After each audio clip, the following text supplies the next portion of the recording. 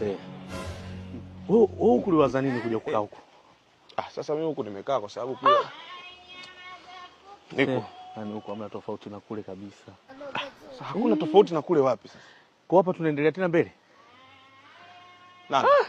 Hebu twende basi. Bado hatujafika. Twende. Unajua mtu anakuja mjini aone vitu tofauti, visamvu ndo vile vile, michicha ndo ile, milizi ndo. Kwa hapa kote tunapandisha hapa. Tunapandisha. Hebu twende basi. Wewe kwani umekuja huko kwa sababu ya nini? Kodi au? Ndio umekuja kaa huko. Unajua mtu akisema anakaa mjini, unaweza ukajua mjini labda mjini hivyo. Huko hata kuna tofauti na kule yake ya Mungu. Yaani mimi nikajua unavokaa mjini labda Masaki, si unakaa wapi? Jamani. Wewe. Jamani. Wewe huko mnawezi huko? Sasa wezi wanatoka wapi? Kwani mimi si ndo ninakoishi huko? Hizi njia tunazopita mnawezi? Au ngoja naweza kaa wewe mwenyewe.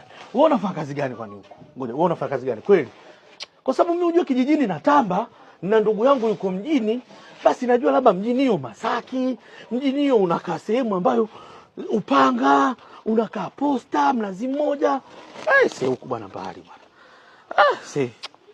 Yaani sasa hapa wewe umekuja ni kwamba subiri, hebu nisikize kwa makini. Hatujafika hata nyumbani. Umeanza kulalamika, umeanza kuzungumza hivi. Kazi yangu mimi ya nini? Tufike nyumbani, upumzike, uoge. Kwa chochoro hivi. Naweza kashangaa wewe mwizi. Maana kesi huko mbali.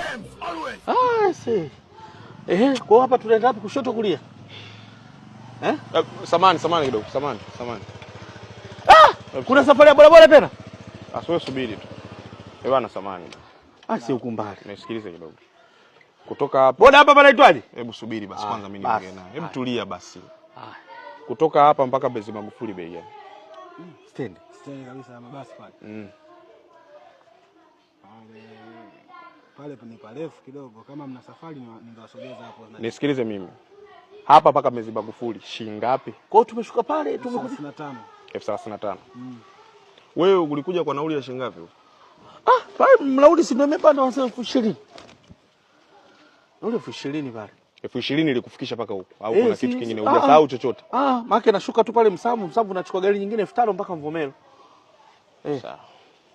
Anataka kamone blight pale. Sasa hivi nasikia anataka Ubungi.